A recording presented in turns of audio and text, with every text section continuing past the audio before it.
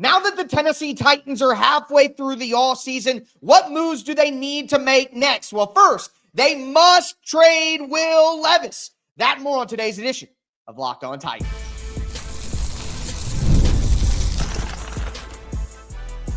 You are Locked On Titans, your daily Tennessee Titans podcast, part of the Locked On Podcast Network, your team every day.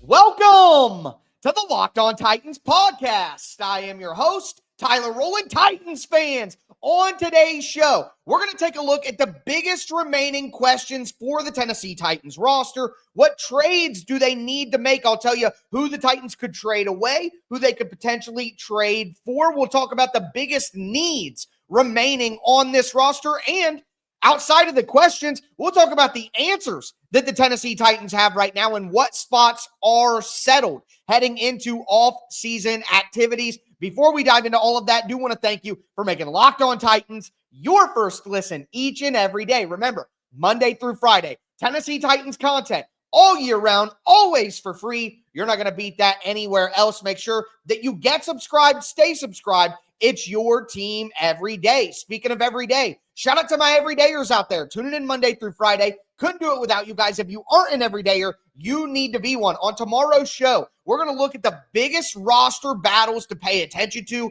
on offense. Then we'll take a look at the biggest roster battles on defense as well, and might finish out the week with a little bit of a mailbag episode to get some of your guys' questions in. So with all that being said, though, we got to dive into today's show and the biggest remaining questions for the Tennessee Titans roster right now. And I think the number one thing for me is who could potentially be traded away. The Tennessee Titans found a way to make moves before the draft. Remember, they traded away Kenneth Murray. Back at the deadline, they traded away Ernest Jones and DeAndre Hopkins to get more picks. This team has said repeatedly throughout the offseason they are a draft and develop team, and getting more draft picks and stacking the cupboards with picks throughout the next couple of years is what the Tennessee Titans should be doing. And remember, they said they wanted, top 100 picks, and that's the best currency, of course. But if you could stack day 3 picks, you still have the potential to move around, combine those picks together. So I think looking at players that could be traded for the Titans to collect additional capital is where we start. And obviously, it's Will Levis. And look, guys, I have talked enough about Will Levis in the last week or so when we've talked about, the QB competition with air quotes. I put the snap counts, all of that. And look, at the end of the day, I've continued to say, I don't buy what the Tennessee Titans are selling right now about a fair competition and competition's best for our roster. But I don't buy what they're selling when it comes to quarterback. I think that they're trying to make sure that Will Levis's value, whatever it happens to be, remains where it at, doesn't go down, and you just don't want to treat Will Levis poorly, okay? You don't want to treat him like crap. That's just not good business. So to me, with me not buying it, with me understanding that you should treat Will Levis properly, treat players right, I still think that Will Levis has to be traded. He has to be traded. He cannot be on this roster week 1. Look, if the Titans want to hold him through camp, wait for an injury to happen, something like that, then great. I'm fine with that. Whatever they have to do to extract value. But week 1 comes, Will Levis cannot be on this roster. He can't be. Whether they cut him, I want the trade. Obviously, I'd take a 7th round pick in 2028 for Will Levis. I don't care. Hopefully they get a better trade than that, but I would take anything. But Will Levis cannot be on this roster week 1. It sends such a mixed signal. It sends such a bad message to the locker room to have both those guys around. It creates so much drama, so much awkwardness. There's political aspects to the locker room, not actual American politics, Republican, Democrat, like politics, of being in a workplace. Anybody who's an adult, even if you've been to high school, you understand the politics of you getting a tussle with this person. Next thing you know, you upset this person. You date this person. You're going to make this person mad. Certain teachers or more of this. It's a part of being a human. The human aspect of having Will Levis still in the locker room with Cam Ward, I'm sorry, that is a detriment to this football team. It makes no sense from an organizational standpoint and the path that you want to chart out in the future. Like, no, the Bengals didn't keep Andy Dalton around when they went and got Joe Burrow. So, like, the Bears did not keep Justin Fields around when they went and got Caleb Williams. It just doesn't make any sense. They're not going to do that. They can't do that. So Will Levis, to me, is the biggest trade option, obviously. But Treylon Burks is another guy who, you look at the Titans' numbers at wide receiver, and while the talent isn't super high, the numbers have gotten kind of high. And it is interesting to discuss who actually might get those wide receiver spots. And we're going to talk about those roster things and zoom in on specific positions in that way on tomorrow's show. But Treylon Burks, like Will Levis, if you can get any sort of value to move off of him, I would cut Treylon Burks if I'm the Titans and it gets to 53-man roster time. I would rather have Xavier Restrepo, Alec Iomanner, Chim Dike, Bryce Oliver, Vance Joseph. That's so funny. Van Jefferson, Tyler Lockett. Like, I would have any of those guys over Treylon Burks. I'm not giving Treylon Burks another chance to burn a roster spot. So if I can trade him at cut down day for a future 7th round conditional pick based on snaps, I'll do it. Because if I'm the Titans, it's not like you're going to lose additional money to cut Treylon Burks. It's $4.5 million, no matter which way you slice it. It's a sunken cost. So move on. Now, some guys who I think are very interesting trade possibilities are Roger McCreary and Chig Okonkwo. Both of those guys are on the last year of their contract. They're former Titans regime guys. All right, they're John Robinson guys. You add Gunnar Helm. They add Jarvis Brownlee Jr. You add Marcus Harris. I'm just looking at those spots and I'm saying, are the Titans going to give, like, why would you pay Chig Okonkwo $8 million a season when you could go out and draft a tight end in the 4th round again? Like, is Chig Okonkwo really a good enough player where he's worth $7 million a year more than a guy the Titans might draft in the 3rd or 4th round? Like, if you had to pay Gunnar Helm $750,000 on a rookie contract, or, $800,000 on a rookie contract, would you rather pay Gunnar Helm that for the next 4 years, or would you rather pay Chig Okonkwo $30 million for the next 4 years? Let's all be honest here. We like our players. But if the Titans could trade away one of the tight ends, Chig Okonkwo or Josh Whyle, preferably Josh Whyle, of course, because him and Gunnar Helm's skill set overlap a little bit, in my opinion. They know they can't count on Whyle. They need better. I would rather get rid of Whyle, but if the Titans got rid of one of Chig or Whyle, I would not be shocked. And with Chig Okonkwo being the guy who's on the last year of his contract, another team may want to take a look at him as a playmaker and decide what they want to do going forward, who's in a different position. But the Tennessee Titans at this point should not be re-signing Chig Okonkwo. And with that in mind, he's automatically a trade candidate. And the same thing with Roger McCreary. Last year of his contract, are you going to pay Roger? Slot cornerback prices have gone up recently. So I'm thinking Roger McCreary might be around the same cost. He might be $8-9 million per season. Are you going to pay Roger McCreary 4 years, $40 million, or 3 years, $34 million, something like that? Are you going to do it'd be like 3 years, $24 million, 3 years, $26 million, something like that. Listen, I'm an athlete, not a mathlete, guys. But my point is Roger McCreary really a guy that you want to pay that kind of money? Or would you rather just move Jarvis Brownlee Jr. into the slot and continue to draft cornerbacks? Like, with where the Titans are at as a rebuilding team, does it actually make sense to pay some of these mid-level starting guys? It really doesn't. It really doesn't make a lot of sense. So if that's the case, then, and you could get a 3rd or a 4th round pick back for a guy like Chig or Roger McCreary, I think you at least consider it. Especially, we get into the season trade deadline time, depending on how the season's going. Dude, got to mention 3 more defensive veterans: Arden Key, Jeffrey Simmons, Amani Hooker. But I think those guys are more middle of the season if things are going very bad for the Titans. But keep an open mind. But I do think Will Levis, Treylon Burks, McCreary and Chig are guys to really keep an eye on as we move forward into the summer. Today's episode is brought to you by FanDuel Sportsbook. The NBA playoffs are in full swing, and every night delivers highlight-worthy performances, major momentum shifts, and can't-miss moments. Whether it's a game-winning shot or a breakout player, there's never been a better time to get in on the action, and FanDuel makes it easy to stay in the game before tip-off and after. With player props, performance trends, and same-game parlays, fans have more ways than ever to play smart and win big. Which player do you think is going to show up in a big moment? You can bet on that at FanDuel. Which team do you think will advance to the next round? You can bet on that at FanDuel. New to FanDuel? It's the perfect time to sign up. Head to FanDuel.com and place your first $5 bet. If it's a win, you'll get $200 in bonus bets. That's right.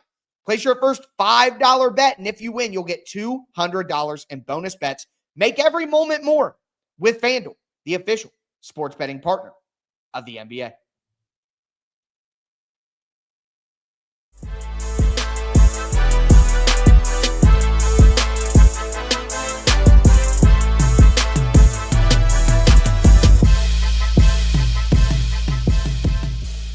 Titans fans, let's continue today's edition of the Locked On Titans podcast. Talked about some potential trade options for the Tennessee Titans. I think Will Levis must be moved. I've talked about that. But again, Roger McCreary, Chig Okonkwo, those are names that not a lot of people are talking about that, again, last year of their contracts, this is a rebuilding team. Are you going to pay them next offseason? I don't think that you should. So with that, if you can get value early on, I think you take that chance. I think you look to develop younger players. You give more reps to Gunnar Helm and David Martin Robinson. You give more reps to Marcus Harris and Jarvis Brownlee Jr. I think, and also, let me talk about this as we get into needs here.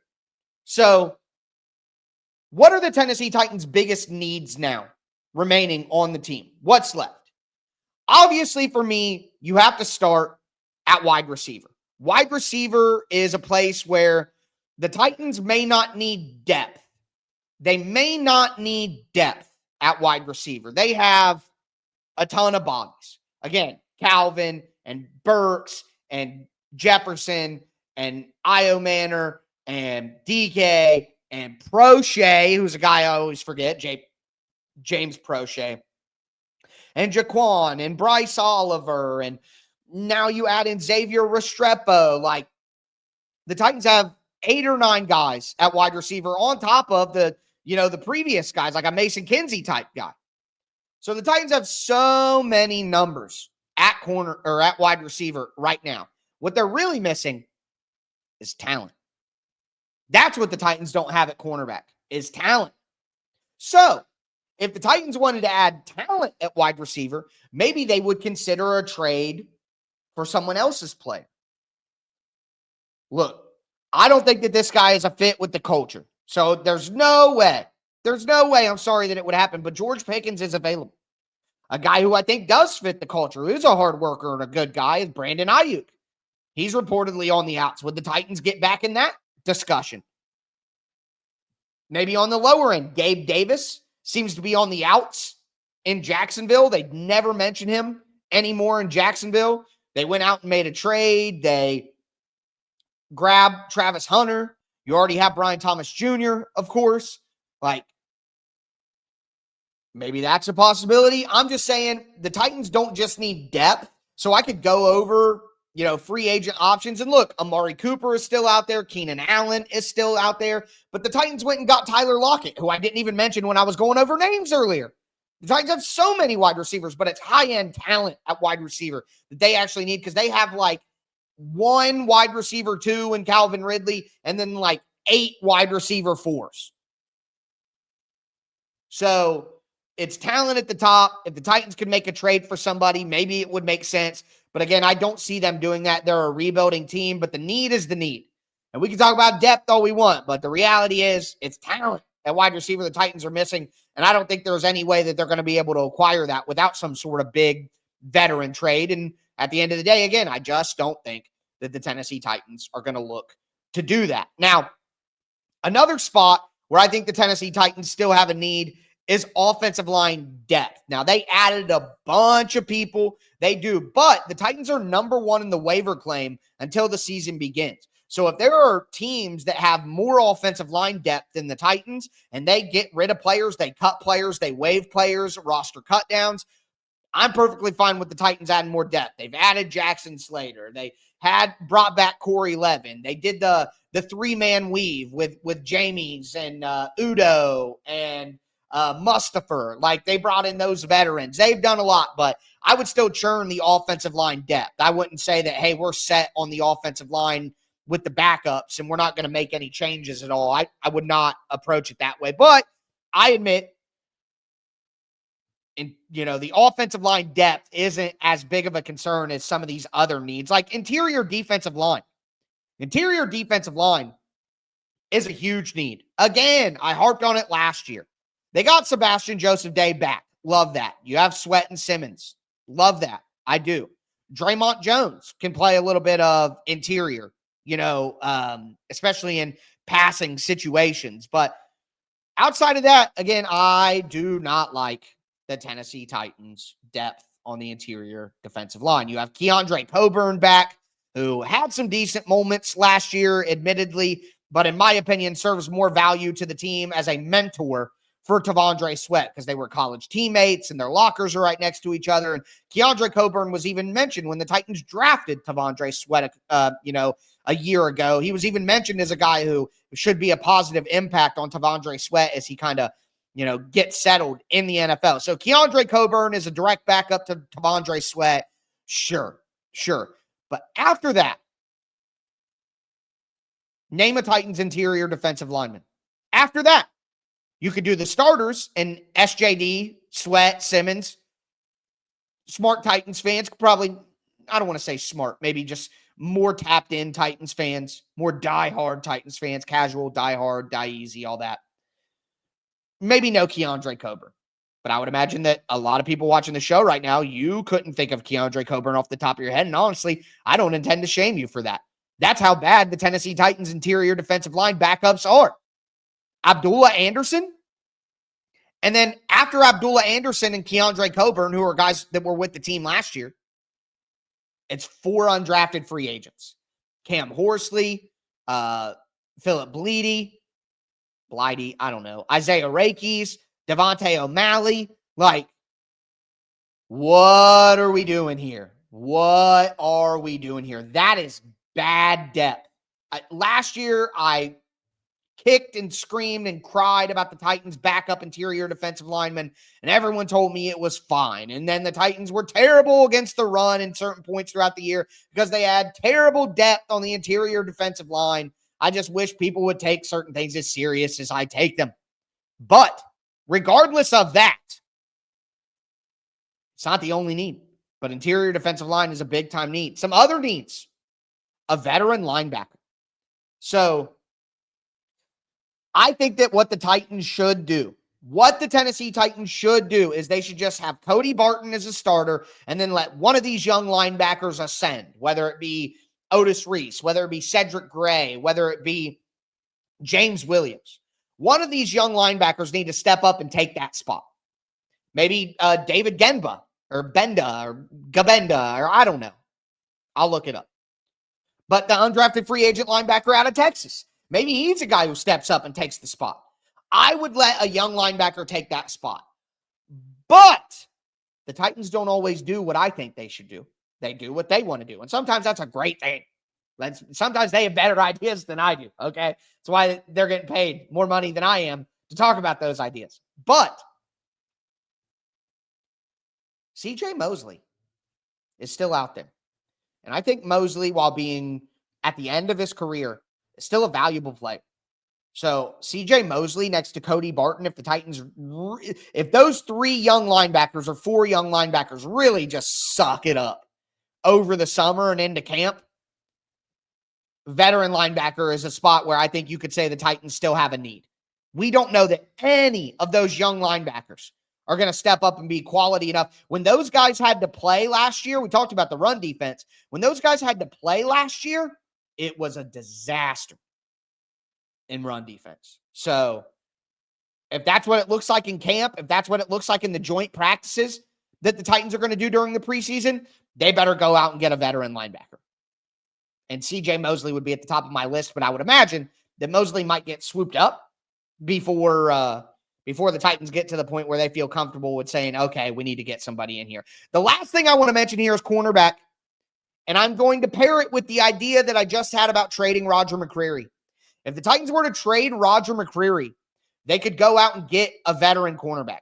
There are quite a few veteran cornerbacks that are available, like Asante Samuel Jr., Mike Hilton. Mike Hilton, I cannot believe that Mike Hilton is still a free agent.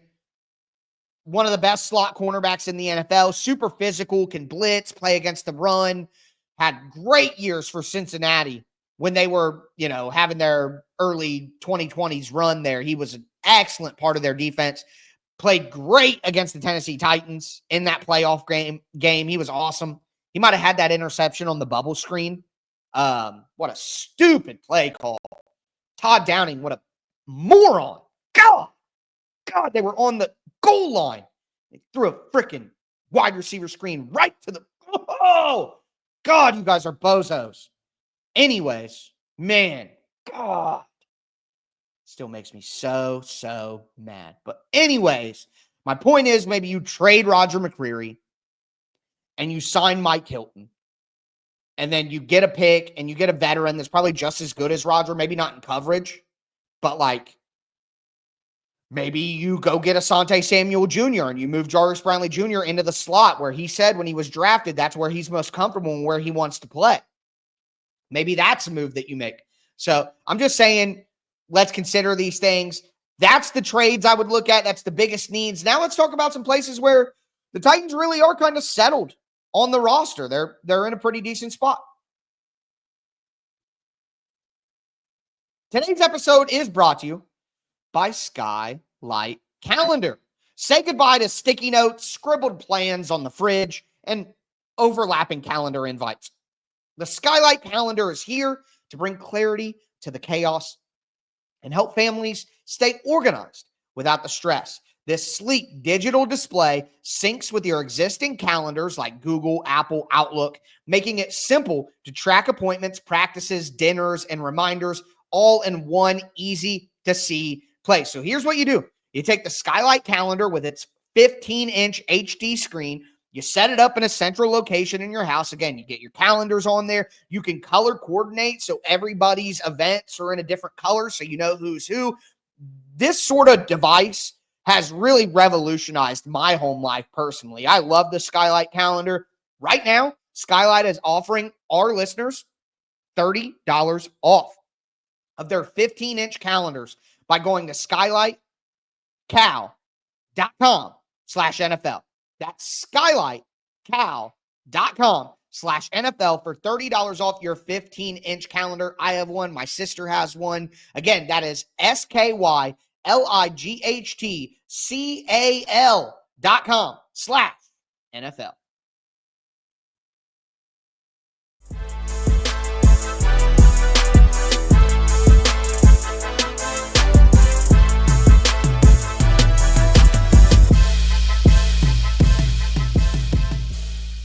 Titans fans, let's cap off today's edition of the Locked On Titans podcast. We are talking about the biggest remaining questions for the Tennessee Titans now that we are basically halfway through the offseason. I mean, I know it's not timing-wise halfway, but we've gone through free agency. We've gone through the draft. Like, the Titans roster is basically what the Titans roster is with a little bit of churn and potentially some trade moves. So trades, needs. Now let's talk about where I think things are settled. Before we get into it, once again, thanks for making Locked On Titans your first listen each and every day. Again, it's your team every day here on the Locked On Titans podcast. But quarterbacks, think, even with the Levis trade, even if Levis is traded, that brings some uncertainty. That brings up, you have Cam, you have Brandon Allen, you have Tim Boyle. Is that the most inspiring group of quarterbacks of all time? No.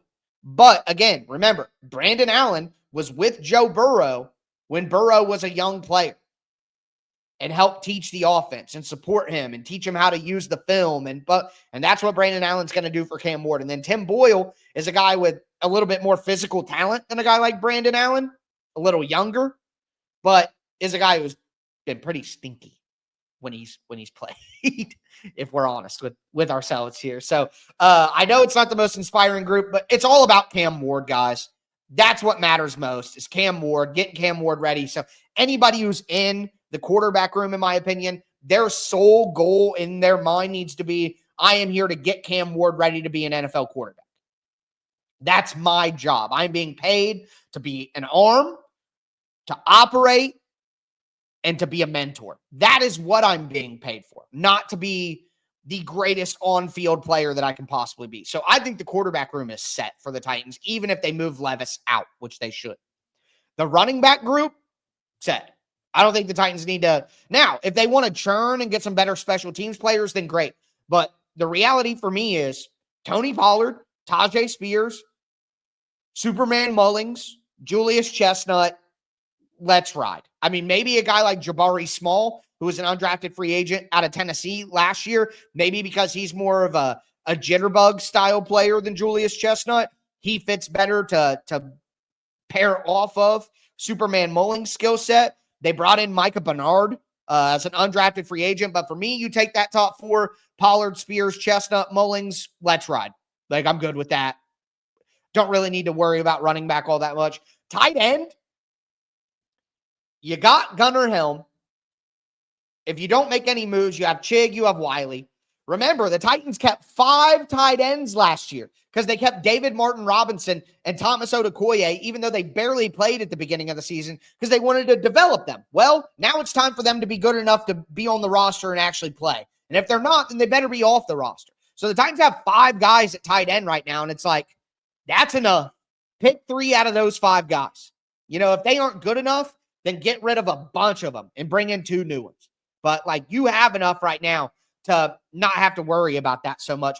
The starting offensive line, look, I'm good with churning offensive line depth, but the starting offensive line is set. Dan Moore at left tackle, Peter Skoronski at left guard, Lloyd Cushenberry at center, Kevin Zeitler at right guard, J.C. Latham at right tackle. The offensive line is set. Now, will Cushenberry be back in time? They're saying he's supposed to be ready around June, so he should be ready for training camp, and if he's ready for training camp, then awesome. But that is something to keep an eye on. But for the time being, we'll assume that what they've told us in the timeline is correct, and we're good to go there. Edge is pretty much set, in my opinion. Like, edge is like wide receiver to me. The Titans could use edge talent. You know, they need a great edge rusher. They don't have it. But numbers-wise, Arden Key, Lorenzo Carter, Draymond Jones, Femi Oladipo, Ali Gay, Jalen Harrell, a couple undrafted free agents. Like, it's like wide receiver. Yeah, they need like a starting edge rusher right now. They don't have that. Carter, Jones, Femi, Gay, Harrell, even Arden Key, in my opinion, are all backup edge rushers. They're not starting edge rushers.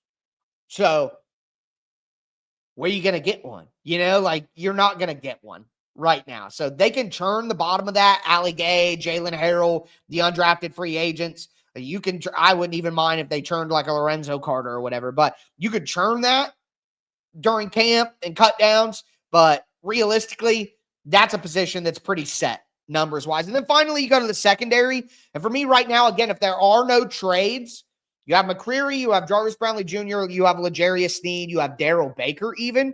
You're good with your top 4 cornerbacks. You know, let's have some other folks compete, I guess. But you're good with your top 4. And then at safety, Hooker, Woods, Winston. You got your top 3. So your top 7 players in the draft, you know, you're honestly in a pretty good, or top 7 players in the secondary, you're honestly in a pretty good spot.